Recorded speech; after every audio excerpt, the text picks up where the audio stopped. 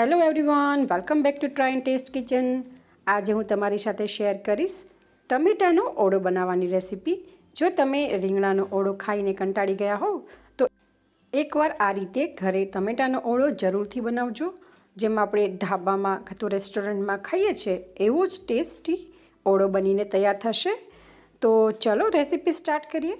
Recipe start કરતાં પહેલાં હું રિક્વેસ્ટ કરીશ કે જો તમને રેસીપી પસંદ આવે તો વિડીયોને લાઇક કરજો, શેર કરજો અને આવી જ નવી રેસીપી જોવા માટે મારી ચેનલને સબસ્ક્રાઈબ ના કરી હોય તો ચેનલને સબસ્ક્રાઈબ કરવાનું ભૂલશો નહીં. સબસ્ક્રાઈબ કરવું એ બિલકુલ જ ફ્રી છે. તો ચલો સ્ટાર્ટ કરીએ. ટમેટાનો ઓળો બનાવવા માટે મેં અહીંયા 7 નંગ ટમેટાં લીધા છે. ટમેટાં અહીંયા મેં હાઇબ્રિડ લીધા છે અને એક ટમેટું જે છે એ દેશી લીધું છે, બિકોઝ દેશી ટમેટાં વધુ પડતા ખાટા હોય છે. તો ટમેટાના ઓળામાં આપણે એકલા દેશી ટમેટાનો યુઝ ના કરવો, તમે બે મિક્સ લઈ શકો છો. હવે આપણે માર્કેટમાં મળતું આ ટાઈપનું રોસ્ટર લેશું. રોસ્ટરને આપણે યુઝ કરીશું ટમેટાને શેકવા માટે. રોસ્ટરને ગેસ ઉપર મૂકી ગેસ સ્ટાર્ટ કરશું અને એમાં આપણે ટમેટા ઉપર પ્લેસ કરી દઈશું, જેથી આપણા ટમેટાં એકદમ સરસ રીતે શેકાઈ જાય. તો જેટલા ટમેટાં આવે આપણે એટલા ઉપર પ્લેસ કરી દઈશું અને ટમેટાને આપણે શેકાવા દઈશું. ગેસની ફ્લેમને હાઈ કરી દેવાની અને વચ્ચે વચ્ચે આપણે ટમેટાને આ રીતે ચીપિયાના હેલ્પથી ટર્ન કરતા રહીશું, જેથી બધી બાજુથી આપણા ટમેટાં એકદમ સરસ શેકાઈને તૈયાર થઈ જાય. તો તમે જોઈ શકો છો આપણા ટમેટાં એકદમ સરસ રીતે શેકાઈ ગયા છે. ગેસની ફ્લેમને બંધ કરશું અને ચીપિયાના હેલ્પથી આપણે ટમેટાને એક પ્લેટમાં લઈ લઈશું. તો એકદમ સરસ આપણા ટમેટાં શેકાઈ ગયા છે. ટમેટાને આપણે ઠંડા થવા માટે મૂકી દઈશું. ત્યારબાદ આપણે એની સ્કિનને રિમૂવ કરશું. તો ત્યાં સુધી તમે જોઈ શકો છો બીજા ઇન્ગ્રીડિયન્ટ જે મેં લીધા છે એ ડુંગળી છે, લીલી ડુંગળી. એના ઉપરથી મેં જે ડુંગળીનો ભાગ આવે છે સફેદ ભાગ એ આ રીતે રિમૂવ કરી લીધો છે અને લીલું લસણ લીધું છે. લીલું લસણનો ટેસ્ટ ઓળામાં ખૂબ જ સરસ આવે છે, તો મેં ક્વોન્ટિટી થોડી સારી એવી લીધી છે. ત્યારબાદ આપણે ડુંગળીના પાનને એકદમ સરસ ઝીણા ઝીણા સમારી લેવાના છે. તો અહીંયા ઝીણા પાન મેં સમારી લીધા છે. આપણે એને એક બાઉલમાં ટ્રાન્સફર કરી લઈશું અને ત્યારબાદ આપણે એવી જ રીતે જે લીલી ડુંગળીનો સફેદ ભાગ હતો એ પણ આપણે ચોપ કરી લઈશું. ઝીણા ઝીણું સમારી લેવાનું છે.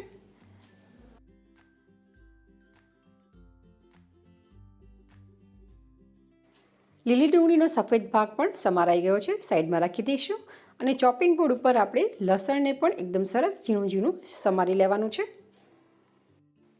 અહીંયા તમે લસણની અને લીલી ડુંગળીની ક્વોન્ટિટી થોડી વધુ ઓછી કરી શકો છો, નોટ એન ઇશ્યુ. લસણનો ટેસ્ટ ખૂબ જ સરસ આવે છે, માટે મેં ક્વોન્ટિટી થોડી વધારે લીધી છે.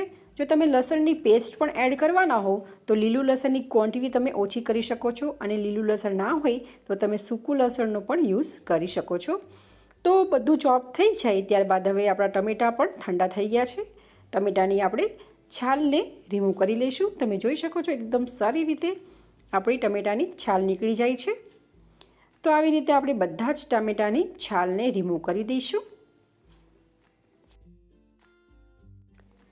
બધા ટામેટાની છાલ રિમૂવ થઈ જાય ત્યારબાદ આપણે કોઈપણ નાઇફના હેલ્પથી અથવા તો કોઈપણ ચમચાના હેલ્પથી ટમેટાને આપણે આ રીતે ફાઇનલી ચોપ કરી દેવાના છે. એકદમ આસાનીથી થઈ જશે, બિકોઝ આપણા ટમેટાં એકદમ સરસ શેકાઈ ગયા છે. સ્ટીલ જો તમને થોડું કઠણ લાગતું હોય તો તમે એ પર્ટિક્યુલર પોર્શનને કાઢી શકો છો. હવે આપણે ટમેટાનો ઓળો બનાવીશું. તેના માટે પેનને ગેસ ઉપર ગરમ કરવા મૂકશું અને રાઉન્ડ અબાઉટ 3 થી 3.5 ચમચી જેટલું તેલ ઉમેરીશું. ઓળો બનાવતી વખતે થોડું તેલ વધારે હોય છે. જો તમે ઓછું એડ કરવા માંગતા હો તો તમે તેલની ક્વોન્ટિટી ઓછી કરી શકો છો. તેલ ગરમ થઈ જાય ત્યારબાદ આપણે 1/4 ટેબલસ્પૂન હિંગ ઉમેરીશું અને ત્યારબાદ આપણે ઝીણું સમારેલું લીલું લસણ ઉમેરીશું. લસણ તેલમાં એડ કર્યા બાદ લસણની અરોમા આખા રૂમમાં એકદમ સરસ આવે છે.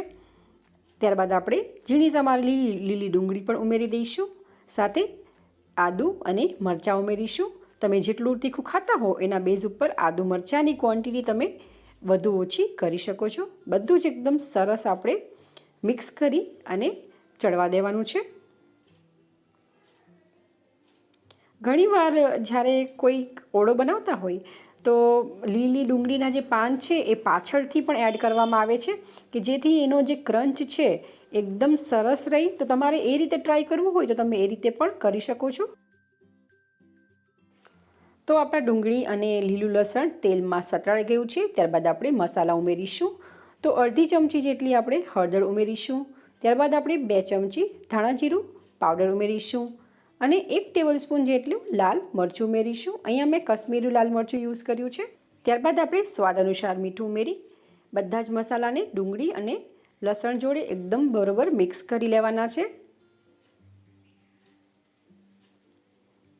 તમે જોઈ શકો છો અરાઉન્ડ અબાઉટ અડધી પોણી મિનિટ થઈ ગઈ છે.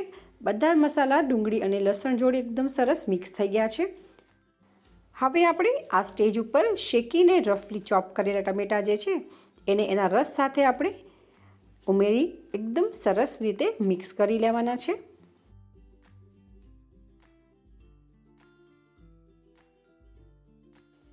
બધું જ એકદમ બરોબર મિક્સ થઈ જાય ત્યારબાદ આપણે ટમેટાને અડધીથી પોણી મિનિટ સુધી કૂક થવા દઈશું. બિકોઝ ટમેટા ઓલરેડી શેકેલા છે તો વાર નહીં લાગશે. ત્યારબાદ આપણે ખાટો મીઠો ટેસ્ટ માટે થોડી ખાંડ ઉમેરીશું.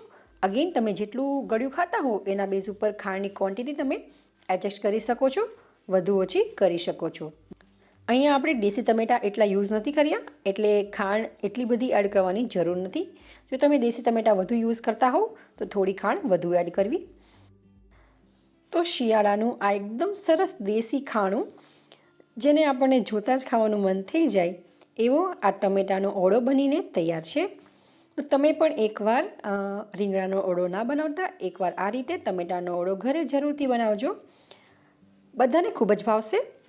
હવે આપણે ગેસની ફ્લેમ બંધ કરી ટમેટાના ઓળાને સર્વ કરશું. તો અહીંયા મેં ટમેટાના ઓળાને બાજરીના રોટલા ઉપર માખણ, ઘી, ગોળ, શેકેલું મરચું, લીલી ડુંગળી અને છાશ સાથે સર્વ કર્યો છે. તો તમે પણ એકવાર ઘરે જરૂરથી બનાવજો અને આ રેસીપી તમને કેવી લાગી એ તમારા ફીડબેક મને કમેન્ટ બોક્સમાં જરૂરથી જણાવજો. જો તમને આ મારી રેસીપી પસંદ આવી હોય તો વિડીયોને લાઇક જરૂરથી કરજો, ફ્રેન્ડ્સ, ફેમિલી, રિલેટિવ સાથે શેર કરજો અને મારી ચેનલ ઉપર નવા હો, ચેનલને સબસ્ક્રાઈબ ના કરી હોય તો આવી જ નવી રેસીપી જોવા માટે મારી ચેનલને સબસ્ક્રાઈબ કરવાનું ભૂલશો નહીં. તો ચલો ફરી મળીશું એક આવી જ નવી રેસીપી સાથે. Thank you for watching.